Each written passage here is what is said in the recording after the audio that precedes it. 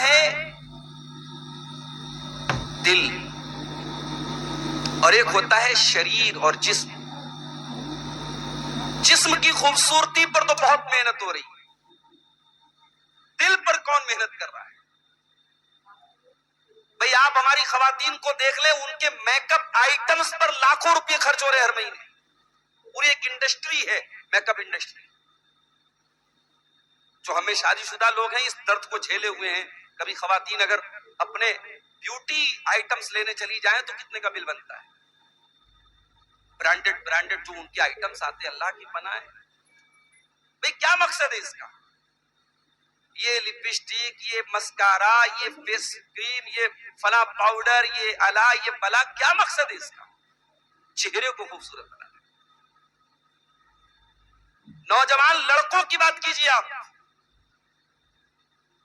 بال میں لگانے والا جیل الگ آتا ہے صاحب, شیمپو الگ آتا ہے, چہرہ دھلنے والا فیس واش الگ آتا ہے, چہرے کی کریم الگ آتی ہے, باڈی کا موئسچرائزر الگ آتا ہے. کتنی انسان اپنے شریر پر کتنا خرچ کر رہا ہے, اپنے ظاہر پر کتنی محنت کر رہا ہے.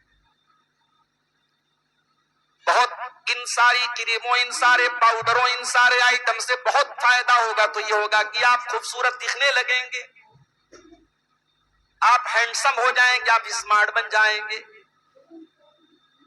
لیکن اللہ تبارک و تعالیٰ کیا آپ کے چہرے کی خوبصورتی تو نہیں دیکھی جائے گی, آپ کی اسمارٹنس تو نہیں دیکھی جائے گی, آپ کتنے ہینڈسم ہیں اللہ تعالیٰ کیا یہ میٹر نہیں کرے گا. اللہ کے پیارے نبی جناب محمد رسول اللہ صلی اللہ علیہ وسلم فرماتے ہیں, ان اللہ لا ينظر الى صورکم واجسامکم ولکن ينظر الى قلوبکم واعمالکم. اللہ تبارک و تعالیٰ کے ہاں تمہارے چہرے نہیں دیکھے جائیں گے, تمہارا شریر نہیں دیکھا جائے گا, اللہ تعالیٰ تو تمہارے دلوں کو دیکھے گا, تمہارے عمل کو دیکھے گا. اللہ کیا تو دل کی ویلیو ہے, دل کیسا ہے آپ کا؟ کہیں ایسا تو نہیں چہرہ بہت گورا چٹا, بڑا خوبصورت, بڑا میک اپ کر کے اپنے آپ کو چمکا لیا, اور سینے میں جو دل ہے وہ دل بڑا گندا اور بڑا غلیظ ہے. کہیں ایسا تو نہیں. اللہ کے دل کی اہمیت. اسی لیے حضرت ابراہیم علیہ السلام اللہ کی بارگاہ میں دعا کرتے تو بڑی پیاری بات کہتے ہیں, وَلَا تُخْزِنِي يَوْمَ يُبْعَثُونَ يَوْمَ لَا يَنفَعُ مَالٌ وَلَا بَنُونَ إِلَّا مَنْ أَتَى اللَّهَ بِقَلْبٍ سَلِيمٍ. اے اللہ مجھے قیامت کے دن تو ذلیل نہ کرنا. اچھا یہ کیوں بولا؟ دنیا میں انسان اگر ذلیل ہوتا ہے, آج ذلیل ہے کل عزت پا جائے گا. کل کے ذلیل آج بڑے معزز ہیں, اور آج کے معزز کیا پتا کل ذلیل ہو جائیں, مگر قیامت کے دن جو رسوا ہو گیا, ہائے اس کی بدنصیبی کا کیا ٹھکانا ہے. اصل عزت قیامت کے دن کی عزت ہے, اور اصل ذلت قیامت کے دن کی عزت.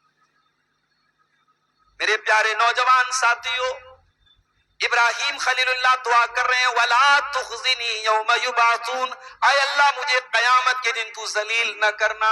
یوم لا ينفع مال ولا بنون, جس دن نہ مال کام آئے گا نہ اولاد کام آئے گی, الا من اتى اللہ بقلب سلیم, قیامت کے دن تو وہی کامیاب ہوگا جو صاف ستھرا دل لے کر کے آئے گا. اللہ کیا کامیاب وہی ہوگا جس کا دل صاف ستھرا. ہم لوگ تو اپنے آپ کو اہل حدیث کہتے ہیں, قرآن و حدیث پر چلنے کا دعویٰ ہمارا ہے, اور ہماری کوشش بھی ہے کہ ہم قرآن و حدیث ہی پر زندگی کے تمام معاملات میں چلیں. اس مدرسے میں حدیث کی سب سے اعلیٰ کتاب کون سی پڑھائی جاتی ہے؟ صحیح بخاری. صحیح بخاری کی پہلی حدیث کون سی ہے؟ اللہ کے پیارے نبی جناب محمد رسول اللہ صلی اللہ علیہ وسلم فرماتے ہیں, انما الاعمال بالنیات, تمام اعمال کا دار و مدار نیت پر. نیت کا تعلق کہاں سے؟ دل سے. نیت زبان سے نہیں ہوتی. یہ جو زبان سے لوگ روزے کی نیت کرتے ہیں وہ سب میڈ ان انڈیا ہے, وہ نبی کی سکھائی دعا نہیں. نیت دل کے ارادے کا نام ہے. تو سارے عمل کا دار و مدار نیت پر, اور نیت کہاں ہوتی ہے؟ دل میں ہوتی ہے. یہی وجہ ہے کہ ٹاپ 3 نیکیاں اللہ کی راہ میں شہید ہو جانے والا، اللہ کی راہ میں بے تحاشا پیسہ لٹانے والا اور علم دین حاصل کرنے والا، یہ 3 نیکیاں کرنے والے ٹاپ 3 لوگ ہوں گے۔ لیکن سب سے پہلے اللہ کے پیارے نبی فرماتے، ترمذی کی صحیح روایت ہے کہ جہنم کی آگ سب سے پہلے انہی 3 لوگوں کے ذریعے جھلسائی جائے گی۔ جہنم کی آگ سب سے پہلے 3 لوگوں کے ذریعے بھڑکائی جائے گی، اللہ کی راہ میں شہید ہونے والا، اللہ کی راہ میں بہت دولت لٹانے والا اور قرآن پڑھنے پڑھانے والا۔ کیوں؟ ٹاپ 3 نیکیاں تھیں، صرف نیت گڑبڑ تھی، اخلاص نہیں تھا، ریاکاری تھی، دکھاوا تھا۔ یہ ٹاپ 3 نیکیاں جہنم میں سب سے پہلے جلنے کا سبب بن جائے۔ یہ ہے دل کا معاملہ۔ دل کا معاملہ بہت خطرناک ہے میرے بھائی۔ اسی لیے ہمارے پیارے نبی جناب محمد رسول اللہ صلی اللہ علیہ وسلم دل پر بہت زیادہ محنت کرتے تھے۔ آپ نے دلوں کی دنیا کو بدلا ہے۔ آپ کے صحابہ کو دیکھو، آپ کے صحابہ کو اپنے ظاہر کی، اپنے جسم کی، اپنے شریر کی فکر نہیں، اپنے دل کی فکر ہوا کرتی تھی، اپنے باطن کی فکر ہوا کرتی تھی۔ حضرت بلال کو دیکھو، وہ کون سے بہت خوبصورت اور ہینڈسم تھے، حبشہ کے رہنے والے تھے، اور جیسے تمام حبشی کالے ہوتے وہ بھی کالے تھے۔ بلال کالے تھے، ہماری اور آپ کی ڈکشنری کے حساب سے، ہماری اور آپ کی بول چال کے حساب سے وہ خوبصورت نہیں تھے، مگر بلال کے سینے میں جو دل تھا وہ اللہ کی توحید اور اللہ کی محبت سے بھرا ہوا تھا۔ بلال ایک خوبصورت دل کے مالک تھے، صحابہ کرام ایک خوبصورت دل کے مالک تھے میرے پیارے سے۔ اور آپ کو ایک بات یہ بھی بتا دوں کہ دل کو عربی میں قلب بولتے ہیں۔ قلب کے معنی کسی چیز کا پلٹنا، چونکہ دل ہمیشہ پلٹتا رہتا ہے، چینج ہوتا رہتا ہے، اسی لیے دل کا نام قلب پڑا ہے۔ اور اسی لیے اللہ کے پیارے نبی دعا کیا کرتے تھے، یا مقلب القلوب، اے دلوں کے پلٹنے والے، اے دلوں کے پھیرنے والے، میرے دل کو اپنے دین پر ثابت قدم کر دے۔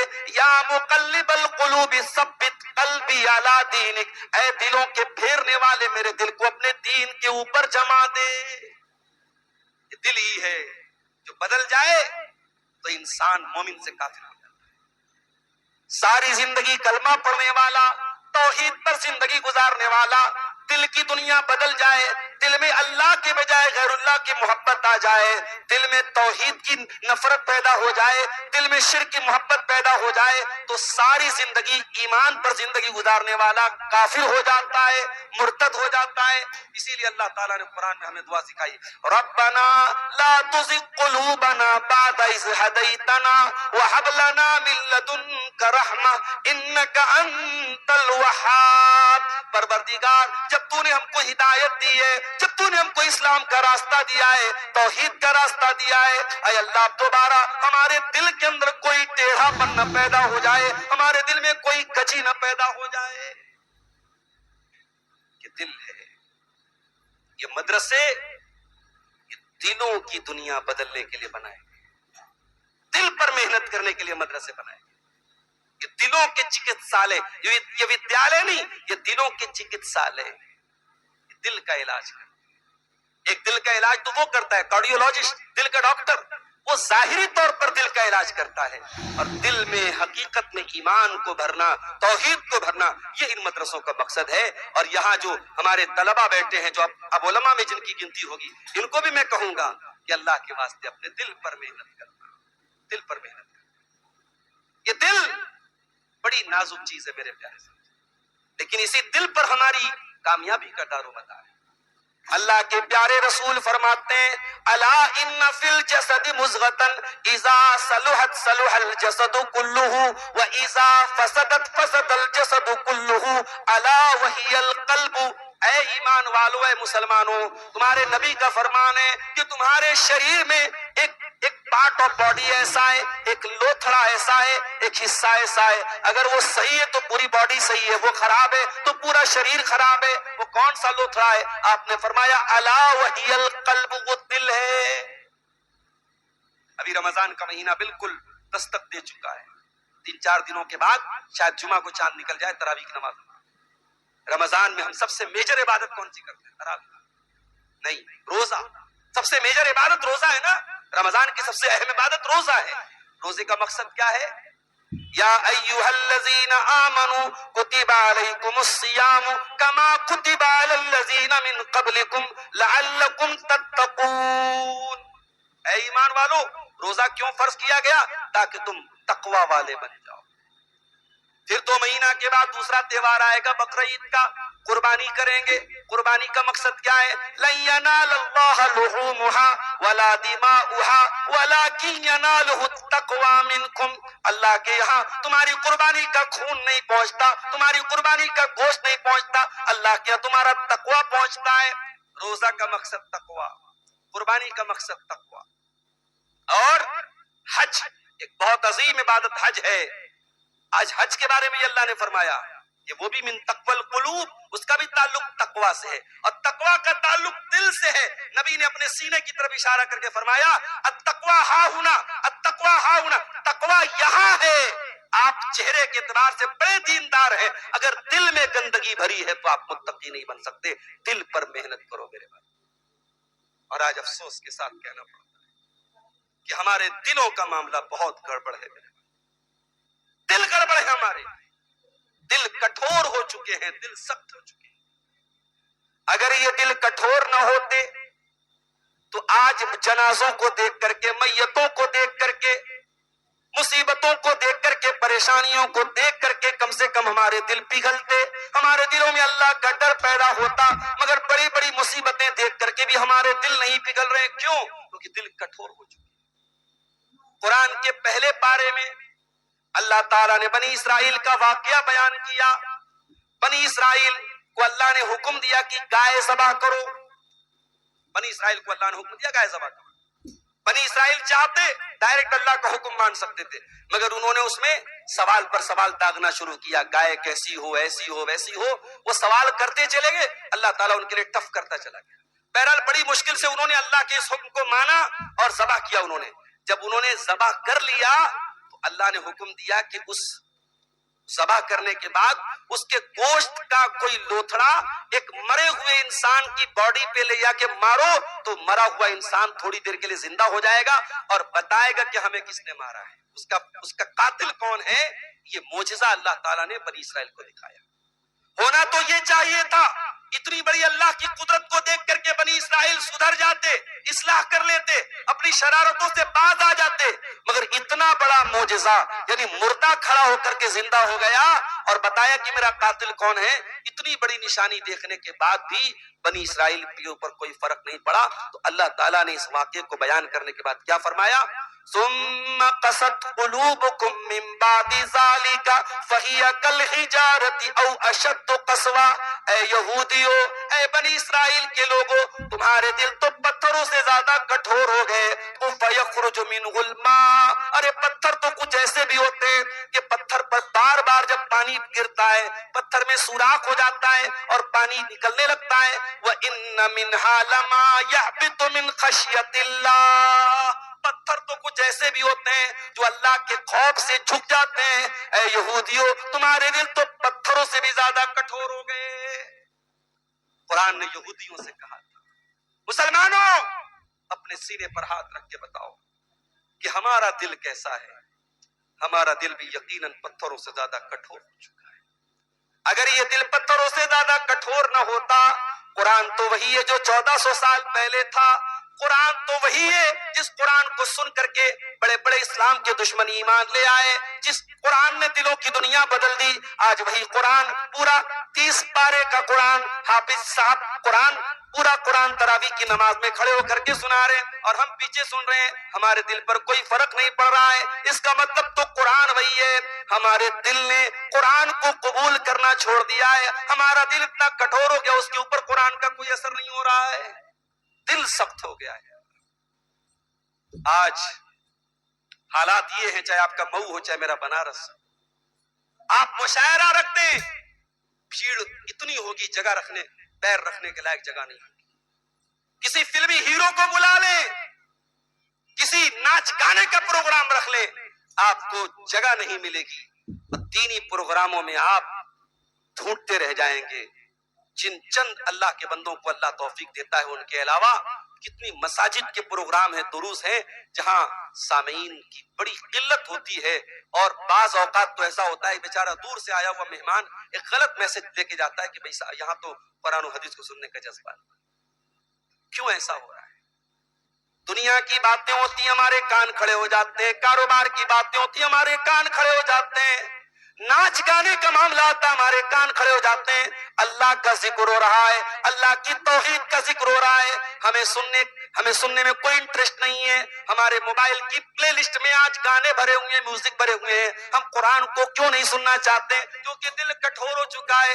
اللہ نے فرمایا وَإِذَا ذُكِرَ اللَّهُ وَحْدَهُ اشْمَأَزَّتْ قُلُوبُ الَّذِينَ لَا يُؤْمِنُونَ بِالْآخِرَةِ وَإِذَا ذُكِرَ الَّذِينَ مِن دُونِهِ إِذَا هُمْ يَسْتَبْشِرُونَ۔ یہ کٹھور دلوں کی نشانی ہے، یہ آخرت پر ایمان نہ رکھنے والوں کی نشانی ہے کہ جب اللہ کا ذکر ہوتا ہے تو ان کے دل سکڑنے لگتے ہیں، اور جب غیر اللہ کی باتیں ہوتی ہیں تو بڑے خوش ہو کر کے بڑی واہواہی کرتے ہیں اور بڑے غور سے سنتے ہیں۔ ہم نے میرے بھائیوں کورونا کا دور دیکھا ہے، وہ دور دیکھا ہم نے جو کئی نسلوں نے نہیں دیکھا ہے۔ کورونا کا دور ہم نے دیکھا جس میں خانے کعبہ کا طواف رک گیا، نماز رک گئی، عیدین کی نمازیں گھروں میں پڑھی گئی، جمعہ کی نمازیں گھروں میں پڑھی گئی، لوگ صف میں کھڑے ہوئے ایک دوسرے سے دور دور کھڑے ہوئے، باپ کا جنازہ بیٹا باپ کی لاش کو چھونے کو تیار نہیں۔ حکومت نے نعرہ لگایا 2 گز دوری، ماسک ہے ضروری، یہ تمام چیزیں ہم نے دیکھی ہیں میرے بھائیوں۔ اتنی بڑی مصیبت تو شاید کئی نسلوں نے نہ دیکھی، مگر کیا فرق پڑا؟ کیا ہمارے زنا کے اڈوں میں کوئی کمی آئی؟ کیا ہماری چوری بے ایمانی میں کوئی کمی آئی؟ کیا ہماری عورتوں کی بے پردگی میں کوئی کمی آئی؟ کیا ہمارے سماج کی بے راہ روی میں کوئی کمی نہیں آئی؟ اللہ تعالیٰ نے قرآن میں ذکر کیا کہ پہلے کی امتوں پر ہم جب مصیبتیں نازل کرتے تھے تو کیوں نازل کرتے تھے؟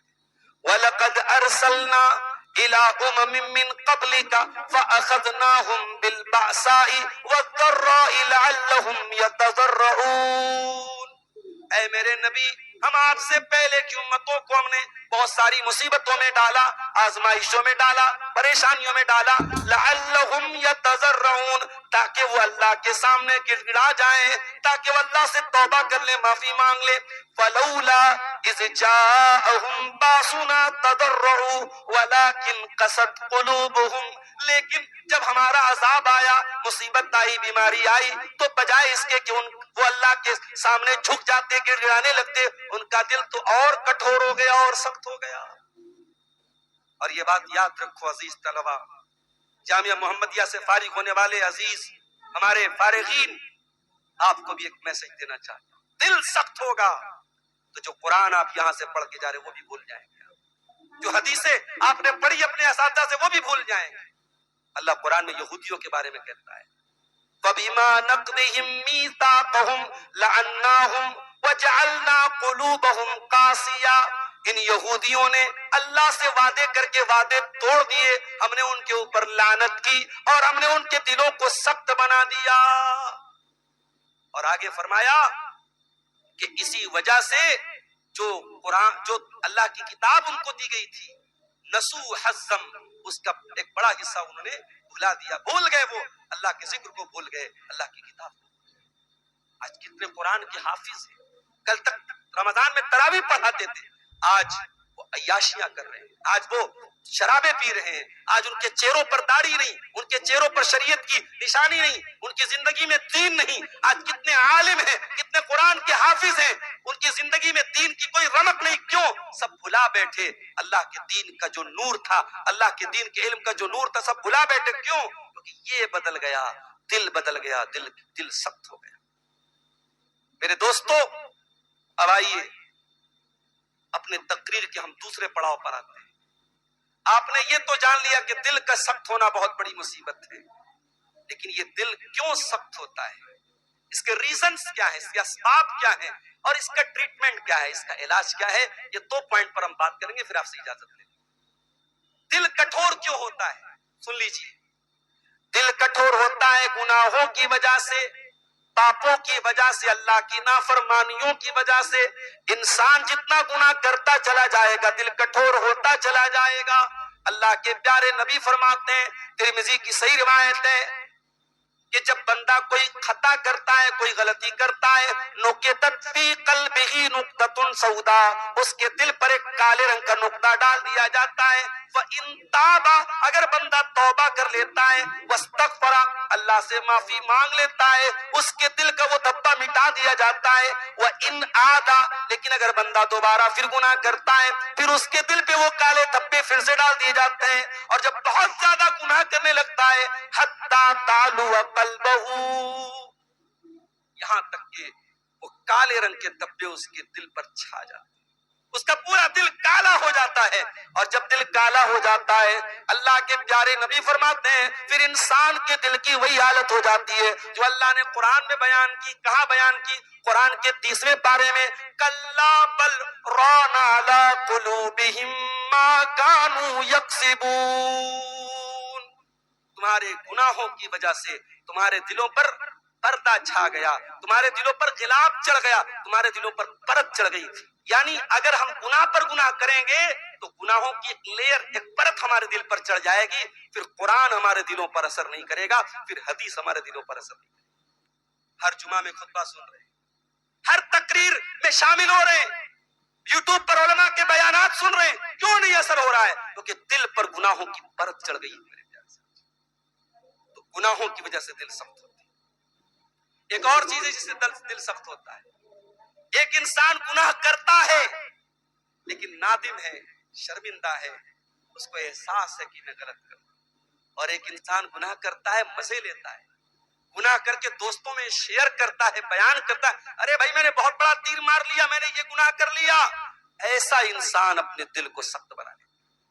اللہ کے پیارے نبی صلی اللہ علیہ وسلم فرماتے ہیں، کل امتی معافن الا المجاہرین، میری امت کے تمام لوگوں کی معافی تو ہو جائے گی مگر ان لوگوں کی معافی نہیں ہوگی جو کھلم کھلا گناہ کرتے ہیں۔ اور آپ نے آگے مطلب بتایا کھلم کھلا گناہ کا مطلب یہ ہے کہ بندہ کوئی گناہ کرے اور اللہ اس کے گناہ پر پردہ ڈال دے، اور بندہ اللہ کے پردے کو چاک کرے اور لوگوں کو بتاتا پھرے، عملت البارحۃ کذا و کذا، کل رات میں نے ایسا ایسا کام کیا ہے، اللہ نے پردہ ڈالا تھا۔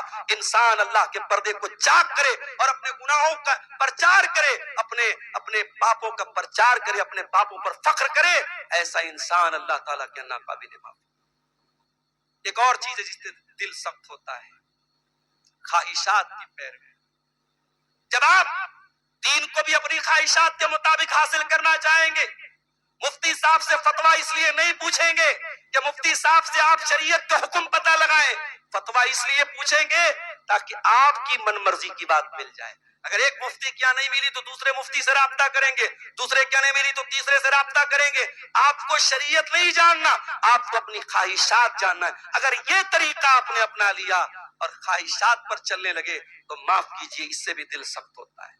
اسی لیے اللہ تعالیٰ نے یہودیوں کے بارے میں فرمایا، فَلَمَّا زَاغُوا أَزَاغَ اللَّهُ قُلُوبَهُمْ، جب یہ یہودی ٹیڑھے ہو گئے، جب ان کے دلوں میں ٹیڑھا پن آ گیا، جب یہ اللہ کے راستے سے بھٹک گئے تو اللہ تعالیٰ نے ان کے دلوں کو سخت بنا دیا، ان کے دلوں میں کجی پیدا کر دی، ان کے دلوں کو اللہ تعالیٰ نے اپنی ہدایت سے موڑ دیا۔ ہدایت پر چلنا ہے میرے پیارے ساتھیوں تو شریعت کی پیروی کرنی پڑے گی، شریعت آپ کی خواہشات کے حساب سے نہیں چلتی۔ اگر آپ شریعت کو اپنی خواہشات کے مطابق کرنا چاہیں گے تو آپ کبھی نہیں کر سکتے۔ اللہ کے پیارے نبی فرماتے ہیں، حفت الجنت بالمکارہ وحفت النار بالشہوات، کہ اگر جہنم میں جانا ہے تو اپنی شہوتوں اور خواہشات کی پیروی کرو، اور جنت میں اگر جانا ہے تو بہت ساری ناپسندیدہ چیزیں جو آپ کو ناگوار ہیں وہ آپ کو کرنی پڑے۔ اور آگے بڑھیے، دل کو سخت بنانے والی ایک اور چیز ہے دنیا سے بہت زیادہ تعلق جوڑ لینا۔ جو چیزیں حلال ہیں ان حلال چیزوں میں بہت زیادہ لگ جانا۔ مثال کے طور پہ کھانا پینا حلال ہے مگر آپ ہر وقت کھانے کی بات کریں، جب دیکھو تب جب جشن چل رہا ہے، ادھر سیخ بن رہی ہے، ادھر کباب بن رہا ہے، ادھر جو ہے وہ کیا بولتے اس کو انگشتی بن رہی ہے۔ ٹھیک ہے، آپ نے سیزن میں ایک بار کھا لیا، صاحب ہر سنڈے کو کہاں صاحب انگشتی کھا رہے ہیں؟ ارے بھائی کھاؤ، زندگی گزارنے کے لیے کھاؤ، کھانے کے لیے زندگی مت گزارو. کھانے پینے میں بھی مباح چیزوں میں بھی حد سے زیادہ اعتدال سے زیادہ تجاوز کرنا یہ بھی انسان کے دل کو کٹھور بنا دیتا ہے. حضرت عبد الرحمن بن عوف کو دیکھو, رمضان کا مہینہ ہے, دسترخوان لگا ہوا ہے, طرح طرح کی کھانے پینے کی چیزیں ان کے سامنے رکھی ہوئی ہیں, افطار کا ٹائم قریب ہے, حضرت عبد الرحمن بن عوف کے سامنے دسترخوان لگا ہوا ہے, مگر انہوں نے تصور کی نگاہوں سے, انہوں نے اپنی سوچ کے ذریعے سوچا کہ وہ زندگی میں وہ دن بھی آیا تھا غزوہ احد میں جب مصعب بن عمیر شہید ہوئے تھے, اور جب وہ شہید ہوئے تھے ان کے کفن کا کپڑا بھی اتنا نہیں تھا, ان کے پورے بدن کو اس کفن کے کپڑے میں ڈھانپ دیا جاتا, سر ڈھانکا جاتا تو پیر کھل جاتا, پیر ڈھانکا جاتا تو سر کھل جاتا. بڑی مشکل سے, چونکہ مصعب بن عمیر بڑے لمبے تڑنگے باڈی بلڈر آدمی تھے, لمبے جسم کے مالک تھے, ان کے سر کو ڈھانپا گیا اور پیر پر اسکر گھاس ڈال کر کے ان کو دفنایا گیا. عبد الرحمن بن عوف نے جب وہ منظر یاد کیا, کہا کہ یہ وہ لوگ تھے, یہ وہ لوگ تھے جو نیکی کر کے چلے گئے, اور ایک ہم ہیں کہ اپنی نیکیوں کا پھل ہم دنیا میں کھا رہے ہیں. اور اتنا کہہ کر کے رونے لگے اور دسترخوان سے اٹھ کے چلے گئے.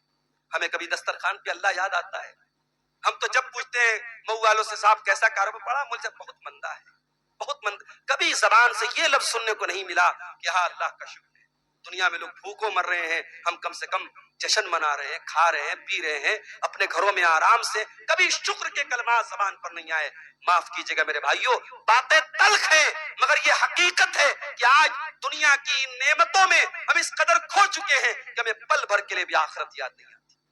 ہم تو قبرستان میں جا کر مردوں کو مٹی دے کر کے بھی مسکرا رہے ہیں, ہم تو قبرستان میں بیٹھ کر کے بھی دنیا کی باتیں کر رہے ہیں. اللہ کے پیارے نبی تو قبرستان میں جاتے ہیں. ایک انصاری صحابی کا جنازہ ہے, ابو داؤد کی صحیح روایت ہے, جنازے کو قبر میں اتارا جا رہا ہے. اللہ کے پیارے حبیب وہی قبر کے پاس بیٹھے ہوئے ہیں, اور آپ بیٹھے بیٹھے سوچنے لگتے ہیں, قبر کے بارے میں سوچنے لگتے ہیں, قبر کے عذاب کے بارے میں سوچنے لگتے ہیں, آپ رونے لگتے ہیں, اتنا روتے ہیں, آپ کی داڑھی آنسوؤں سے تر ہو جاتی ہے, اور وہاں کی زمین, وہاں کی مٹی حتی بلت سرا, وہاں کی مٹی آپ کی آنسوؤں سے بھیگ جاتی ہے, اور آپ اس قبر کی طرف اشارہ کر کے فرماتے ہیں لمثل ھذا فاعدوا یا اخوانی, اے میرے صحابہ اس جگہ تم سب کو آنا ہے, یہاں کی تیاری. اور ایک بات آپ کو بتا دوں, قبرستان تو ہم جاتے ہی رہتے ہیں, مردوں کو ہم مٹی دیتے ہیں, مگر دفن کرنے کے بعد قبر میں کیا ہوتا ہے ہم نے تو نہیں دیکھا. کوئی کیمرہ تو نہیں لگایا, کوئی ویڈیو تو ہمارے پاس نہیں ہے. ہم نے تو جو نبی سے سنا ہے, جو نبی کی حدیثوں میں پڑھا ہے, ہم نے جو قرآن و حدیث کی روشنی میں پڑھا ہے, ہم تو اس پر ایمان رکھتے ہیں. لیکن یہ بات یاد رکھو میرے بھائی کہ قبر کا معاملہ بڑا مشکل معاملہ ہے. دنیا میں ہم اور آپ اپنے گھر کے کسی کمرے میں چاروں طرف سے کمرہ پیک کر کے اندھیرا کر دیا جائے تو ہمیں گھبراہٹ ہونے لگتی ہے.